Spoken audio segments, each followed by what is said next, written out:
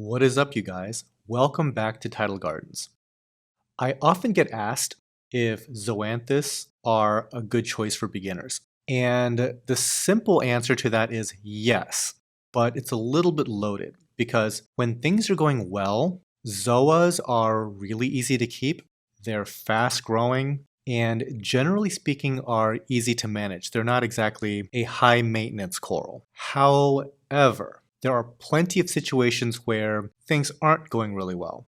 Even though Zoas are very beginner friendly, they can struggle from a lot of issues. For example, certain more challenging corals, I'll use Acropora as an example, they struggle from certain issues, but not a lot of issues. They might have a problem with rapid tissue necrosis, RTN, slow tissue necrosis, STN. They might down color from some sort of stress, or they might not like a certain lighting, that sort of thing. Or they might have pest issue, but it's only one or two pests. It'll be either flatworms or it'll be the little red bugs. There isn't like a plethora of problems. I just listed off 4 or 5 off the top of my head. Not that many. But with Zoas, there's potentially just a lot of things that like to mess with Zoas for some reason. This video is going to go over some of those issues and how you can kind of go about treating them. Because individually, these things are not difficult to manage, but I think for folks that are trying Zoas for the first time, it can be a little bit of a frustrating process if you run into these stumbling blocks.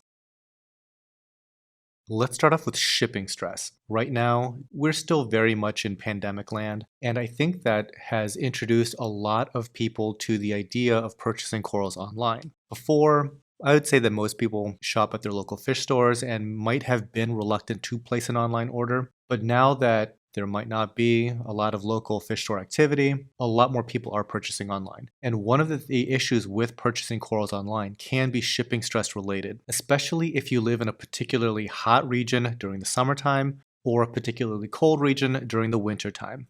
Shipping stress is mainly from these temperature differences. I'm going to go ahead and exclude altogether a shipping delay, which also could totally happen. The worst situation that we've ever encountered was a 10-day delay, which is a super big problem. And somehow, miraculously, on that 10-day delay, the 2 corals that we had shipped out did, in fact, survive. Stunning, because a lot of times, after the first 48 hours, things don't really do well. But assuming that the shipment does arrive on time and relatively undamaged, you could still get these shipping stress-related things. And again, it's mostly tied to temperature. Now, Zoas, what'll happen is when they get that shipping stress, they'll just refuse to open. And it can be super concerning for the customer because it's like, hey, I got this thing in, it's been 3 days and it hasn't opened. Chances are it'll be just fine, but sometimes that little bit of initial shock will prevent them from opening for weeks in some cases. There isn't a whole lot that you can really do about it. They just kind of have to settle in.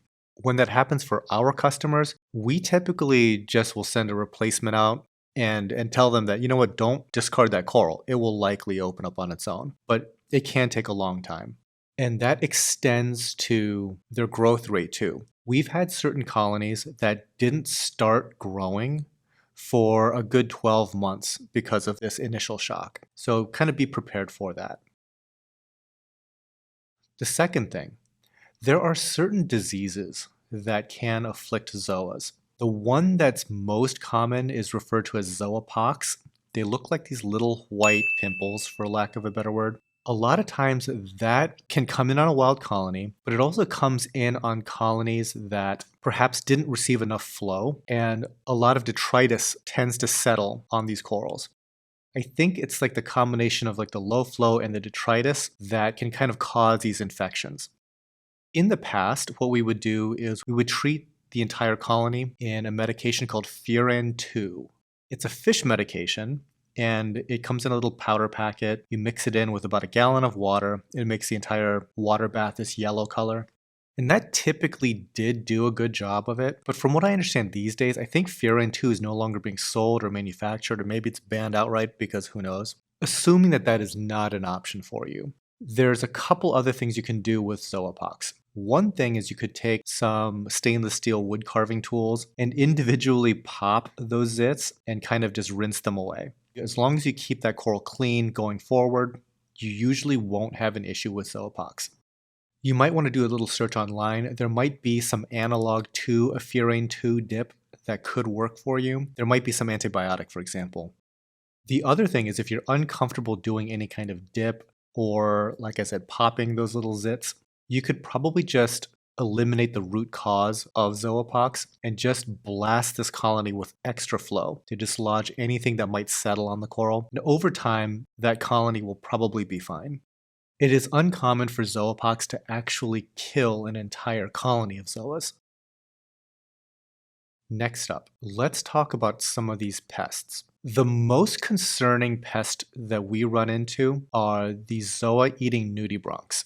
Nudibranchs in general are really difficult because, unlike certain other pests, these guys have no problem traveling off the coral. It's entirely possible then for you to take every zoa in your collection, dip it, thoroughly inspect it, all of that, put it back in your tank, and get the nudibranch infestation again because they just happen to be in your rockwork at the time. Also, nudibranchs lay eggs, and the eggs are extremely resistant to just about everything. They don't care about dips, they don't care about physical removal, and that kind of causes this recurrence.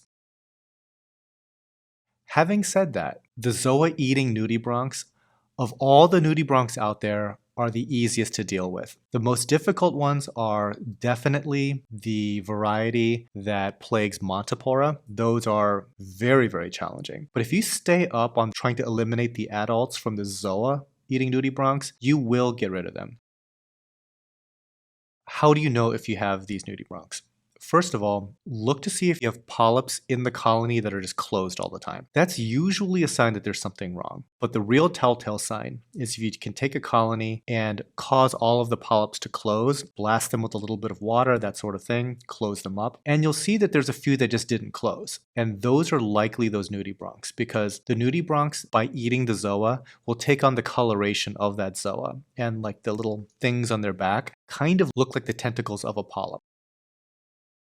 What we typically do as far as dips go is the pine oil based dips, so things like Revive, Coral RX, those typically do work pretty well to dislodge these nudies. Also, having some wrasse predation can help as well. Wrasses are kind of frustrating because, in my experience, they eat the good nudibranchs, like the variety that eats Aiptasia, and they typically ignore the pest nudibranchs. But these nudies in particular, I think that six lines, leopards, and melanarises do eat, so you can try that route as well. Next pest. Somewhat uncommon, but you can get sea spiders. They look like the face-hugger aliens from the movies. They typically only come on fresh wild-caught colonies. You'll hear a recurring theme on this video. The wild-caught colonies, fresh from the ocean, probably have most, if not all, of these pests. They are just pest-ridden, coming straight from the ocean. It is very uncommon to have a colony spend a lot of time in captivity, have sea spiders. So consider that as well. Aquacultured sources, you should not really deal with sea spiders.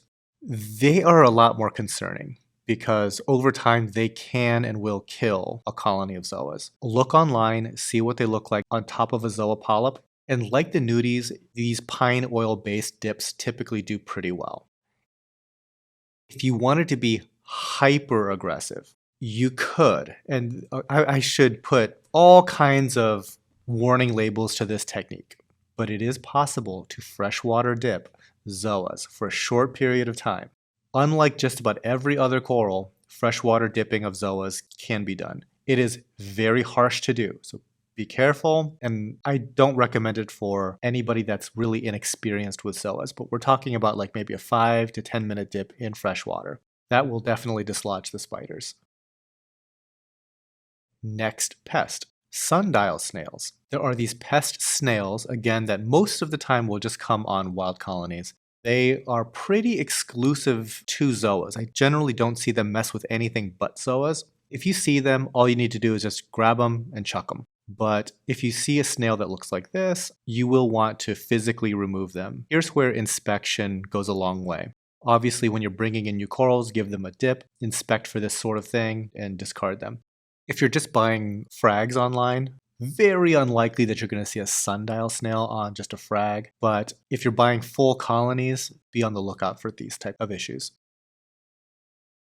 Next pest, ASTERINA starfish. There are a lot of varieties of this type of starfish. Most of them are harmless. People don't like them because they reproduce quickly and often show up on the front glass and just block the view. Biologically, basically harmless. They just feed off of film and stuff like that. However, there are some varieties, typically larger, a little bit more brown in color, whereas most of the others are more white in color. And they will just glom onto certain corals and just eat them. Usually I see them on SPS like Passalipora and Stylophora and stuff. However, I have seen them climb on top of and eat Zoa polyps. Again, you might see this starfish behavior on something that is fairly innocuous and they are looking for just that film, but I have seen some real monster-sized ones that totally did eat a polyp or two. Any sort of dip will kill these starfish, and physical removal is also pretty easy. Next up, the film algae itself. I kind of glossed over the fact that the starfish in the previous item was trying to eat this film algae. Film algae can cause zoa polyps to stop opening. Usually what happens is a zoa can make a waxy film, and over time they shed off that waxy film to dislodge any kind of algae growing on them. But occasionally there are types of film algae that attach themselves to zoas and prevent them from shedding off that wax coat. In this situation, what I like to do is two things. First is to address the issue that's causing the film algae to begin with. There's a chance that you might have like a phosphate issue in the tank chemically, and that is feeding this sort of algae growing. First, handle the root cause, do a couple extra water changes, perhaps run a little bit of GFO. Be careful, it's a little aggressive. The other thing is to physically remove that. Now, how to best go about that? If you have like a makeup brush or a very fine paintbrush, you can get in there and gently wipe away that film algae. And then that will also allow you to break apart that wax coat and get that off of the coral. Once you clean that coral up, generally speaking, the polyp can reopen and then you're all good. You can also apply a little bit of extra flow in that direction to kind of inhibit the film algae from coming back. So I guess that's three things. Deal with your chemistry issue, physical removal of the algae, and a little bit of extra flow to prevent that film algae from accumulating again. Last thing on this list that I'll mention, we've gone over a lot of different pests, but there's plenty of things that are not pests that will happily make a meal of zoas. And I'm not talking about something like a butterfly that might not be reef safe or an angelfish that might not be reef safe. There's plenty of quote-unquote reef-safe animals that for whatever reason have no problem taking a nibble when there's like an isolated single zoa polyp. For example, tangs and foxfaces will do this. If there's an entire colony of zoas, no problem. But the issue comes when somebody is buying one polyp of an expensive zoa. That foxface, for example, will have no problem coming over and taking that exploratory nibble, and it's just gone. It's the weirdest behavior. It's very uncommon for these fish to do this regularly, but I think it's the novelty of just a new thing being placed in the tank. And again, if you're talking about just like one or two polyps, they can be in danger. So in that sense, what I would suggest is to either have some sort of protective cover that you could put on the coral, or just avoid single polyps in general. Single polyp zoas, I try to avoid making that as a purchase decision right off the bat. There's just so much risk involved. There's a big difference between having just a single polyp and having like 3 or 4 polyps. 3 or 4 polyps, not likely to get harassed by these fish. Similarly, you might have an issue with certain types of hermit crabs. Here at Tidal Gardens, we try to avoid any and all types of those crabs, but if you do have hermit crabs in your tank as a part of a cleanup crew or something, just be careful with the smaller zoa colonies that you're trying to introduce, especially if they're like single polyps, which again, not terribly recommended. Keep an eye out on that. They're omnivores, they can cause trouble. Alright guys, that is my Zoanthus troubleshooting guide. Hopefully I've covered more or less the big deal offenders, and hopefully this prevented some big headaches that you may have had in caring for your zoas. Alright guys, That does it from here. Happy reefing.